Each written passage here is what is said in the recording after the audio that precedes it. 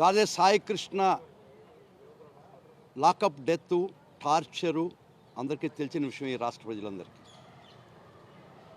అక్కడ పోలీసు వారు judge, jury and ఎగ్జిక్యూషనర్గా 3 పాత్రల్లో వాళ్ళు పోషిస్తూ దీనిలో నిజమైనటువంటి పాత్ర కలిగినటువంటి పెద్ద ఆఫీసర్స్, పోలీస్ ఆఫీసర్స్ని షీల్డ్ చేస్తూ ఆ చిన్న లెవెల్కే కన్ఫైన్ చేసి మమ అనిపించుకునే లెవెలు ఈ పోలీస్ ఇన్వెస్టిగేషన్ జరుగుతుంది. కాబట్టి దానిలో నిజమైన ముద్దాయిలు, real accuse, real culprits in that case, వాళ్ళని ముద్దాయిలుగా అరేంజ్ చేస్తూ మేము గతంలో ఒక ప్రైవేట్ కంప్లైంట్ వేయడం జరిగింది. ఆ ప్రైవేట్ కంప్లైంట్ వేసిన బ్యాక్గ్రౌండ్ ఏంటంటే, ఒక పోలీస్ ఇన్వెస్టిగేషన్ జరుగుతున్నప్పుడు ఒక ప్రైవేట్ కంప్లైంట్ వేస్తే కంప్లైంట్ స్టే చేసి గౌరవ కోర్టు వారు పోలీసు వారిని అడుగుతారు, ఏమయ్యా వీళ్ళని ముద్దాయిలు 3 పేర్లు పెట్టారు, వాళ్ళని కూడా మీరు ముద్దాయిలు చేస్తున్నారా లేదా అని. వాళ్ళు చేస్తున్నామంటే ఛార్జ్షీట్లో 2 మర్జ్ అయిపోతాయి. వాళ్ళు చేయలేదంటే మా ప్రైవేట్ కంప్లైంట్ ఫైల్లో తీసుకొని ఆ 3 ముద్దాయిల్ని దోషులుగా కోర్టు ముందు నిలబెడతారు. ఇది ప్రొసీజర్. దీని మీద గత 3 సార్లు ఆర్గ్యుమెంట్ జరిగింది. ముద్దాయిల తరఫున ముఖ్యంగా సీనియర్ అడ్వకేట్స్ కూడా వచ్చి ఆర్గ్యుమెంట్ చెప్పారు. అదిగాక entire state prosecution machinery, if I'm right, ఈ రాష్ట్రంలో ఉన్నటువంటి ప్రాసిక్యూషన్ మెషినరీ ఎంటైర్ వాళ్ళు కూడా కుతూహలంగా దీనిలో పార్టిసిపేట్ చేసి ముద్దాయిలు అఫీషియల్గా లేకపోయినా వాళ్ళ ఆతృత, వాళ్ళ దీన్ని ముద్దాయిల మీద ఈగబడకూడదు అనే ఒక అభిప్రాయం అవుతున్నట్టు చాలా స్పష్టంగా అవుపడుతుంది. కానివ్వండి, ఎవరు చెప్పినా చట్టం 2x2 4, నేను చెప్పినా ఒకటే, గవాస్కర్ చెప్పినా ఒకటే, మా సుదర్శన్ అన్న చెప్పినా ఒకటే, వాళ్ళు చెప్పినా ఒకటే. చట్టం అందరికీ సమానం. చట్ట ప్రకారం ఈ అఫెన్స్లో, ఈ క్రూరాతి క్రూరమైనటువంటి నేరంలో ఖచ్చితంగా నిజమైనటువంటి ముద్దాయిలు కోర్టుకి ముందర నిలబడేటట్టు ఖచ్చితంగా చేస్తాం. ఇది తప్పదు. సో ఎవరిని తీసుకొచ్చి ఆర్గ్యుమెంట్ చెప్పించుకున్నా వాళ్ళకి హక్కు ఉంది. వాళ్ళ తరఫున అడ్వకేట్స్ వచ్చి ఆర్గ్యుమెంట్ చెప్పుకునేందుకు హక్కు ఉంది. కానీ ప్రాసిక్యూషన్కి మటుకు ముద్దాయిల్ని సైడ్ చేయడం అనేది లేదు. అది చరిత్రలో ఒక ముద్దాయికి ప్రాసిక్యూషన్ వర్గం నిలబడద్దంటే అది లేదు. కానీ విత్ ఎ ఫసాద్, ఆ ఫసాద్ వేసుకొని వాళ్ళు they are trying to evince keen interest in this case in favour of the accused.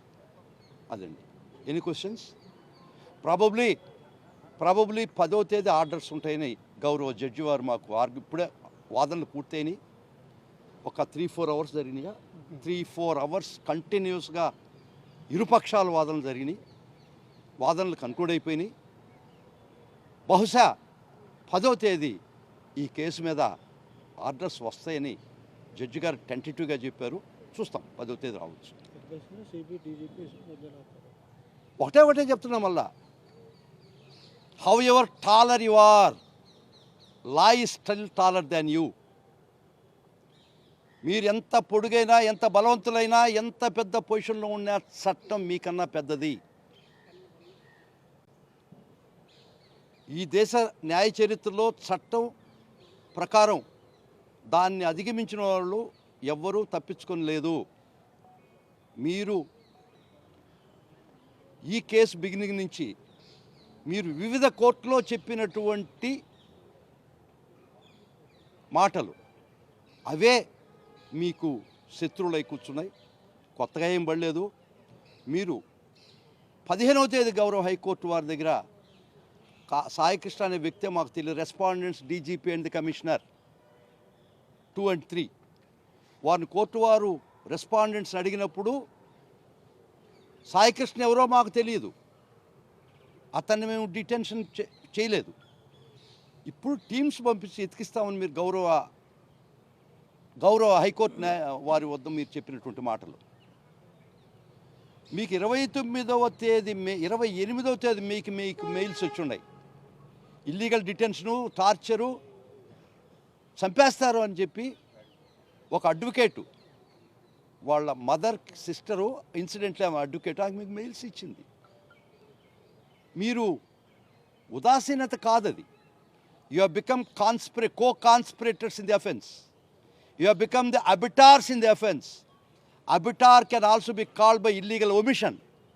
మీ దృష్టికి వచ్చినప్పుడు ఇల్లీగల్ డిటెన్షన్, చంపేస్తున్నారని మీ దృష్టికి వచ్చినప్పుడు మీకు 6వ తేదీ మీరే పట్టుకొచ్చారు కమిషనరేట్ నుంచి పోయి టాస్క్ ఫోర్స్. 6వ తేదీ మీ ఫోర్సే పట్టుకొచ్చింది. హైకోర్టులో మీరు మాకు తెలియదని చెప్తారా? జూన్ 15. కాబట్టి ఇక్కడ ఎవరో వాళ్ళ ముద్దాయిలు చేయాల్సిన అవసరం లేదు. వాళ్ళ తయారు చేసినటువంటి రికార్డే వాళ్ళని ముద్దాయిలుగా చేసిందని మీ అందరికీ చెప్పడం జరుగుతుంది. That's it. ఓకేనా?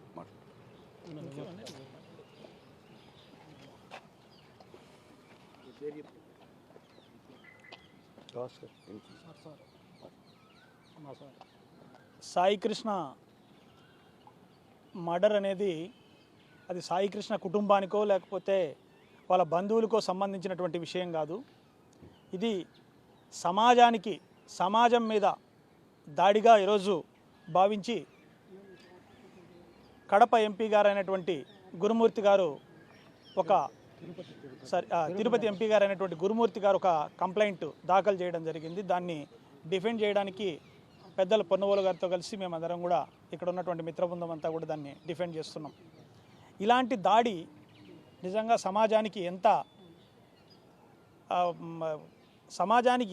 సమాజం మీద జరిగినటువంటి దాడిగా భావించి దాన్ని ప్రతి ఒక్కరు కూడా ఖండించాల్సినటువంటి విషయం.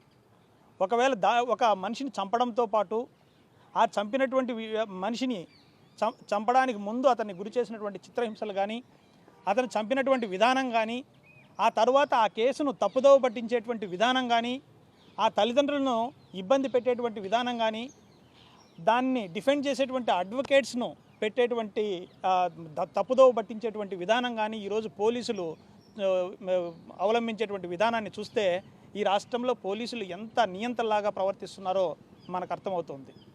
కానీ ఇలాంటి దాంట్లో పార్టిసిపేట్ అయినటువంటి ఏ నేరస్తుడు కూడా తప్పించుకోవడానికి వీలు లేకుండా అందరి మీద చర్యలు తీసుకోవడానికి ఇంకొక రకమైనటువంటి ప్రొసీడింగ్స్ కూడా ఈరోజు నడిచేటువంటి పరిస్థితి ఈరోజు కనిపిస్తూ ఉంది. హైకోర్టులో ఒక పిల్ రూపంలో దీన్ని సిబిఐకి ట్రాన్స్ఫర్ చేయమని చెప్పేసి కూడా ఒక ప్రొసీడింగ్స్ నడుస్తున్నాయి.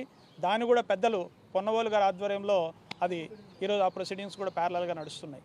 నిజంగా ఇందులో ఎవరైతే ఎంత పెద్దవాళ్ళైనా కానీ, ఆ డీజీపీ కావచ్చు, కమిషనర్ కావచ్చు, ఇంకా పెద్దవాళ్ళు కావచ్చు, దానికి సంబంధించిన దానికి అండదండలుగా ఇచ్చేటువంటి రాజకీయ నాయకులు కావచ్చు, ఎవరైనా కూడా ఇందులో ఉన్నటువంటి ఇన్వాల్వ్మెంట్ ఉన్నటువంటి ప్రతి ఒక్కరిని కూడా ఇందులో సిబిఐ ద్వారా ఎంక్వైరీ చేసి దాంట్లో చట్ట ప్రకారం సిబిఐ ద్వారా ఎంక్వైరీ చేసి అందులో దోషులను నిర్ధారించి వాళ్ళ మీద ఛార్జ్షీట్ వేసి వాళ్ళని చట్ట ప్రకారం శిక్షించేంత వరకు కూడా మేము ప్రయత్నం చేస్తామని చెప్పేసి కూడా తెలియజేసుకుంటూ, ఆ సాయి కృష్ణ హత్య అనేది అతని కుటుంబానికి జరిగినటువంటి నేరంగా మేము చూడడం లేదు. ఇది సమాజం పైన జరిగినటువంటి దాడిగా భావించి ఈరోజు సమాజాన్ని ఏ విధంగా కాపాడుకోవాలి, సమాజాన్ని ఏ విధంగా రక్షించుకోవాలి, ఇలాంటి దుర్మార్గుల చేత బారి నుండి ఎలా కాపాడుకోవాలనే క్రమంలోనే ఈరోజు ఈ న్యాయ వ్యవస్థలో మేము కూడా ఒక పావుగా ఈరోజు పనిచేస్తున్నామని చెప్పేసి తెలియజేసుకుంటూ, వాళ్ళకు సరైనటువంటి క్రమంలో సరైన విధంగా దాన్ని ఎక్కడ ఏ క్రమంలో ఏ విధమైనటువంటి మార్గదర్శకత్వం చేయాలనో ఆ విధంగా చట్ట ప్రకారం మేము మార్గదర్శకులుగా ఉంటూ ఆ కేసును ముందుకు తీసుకెళ్తామని చెప్పేసి కూడా మీ అందరికీ మేము తెలియజేస్తున్నాం.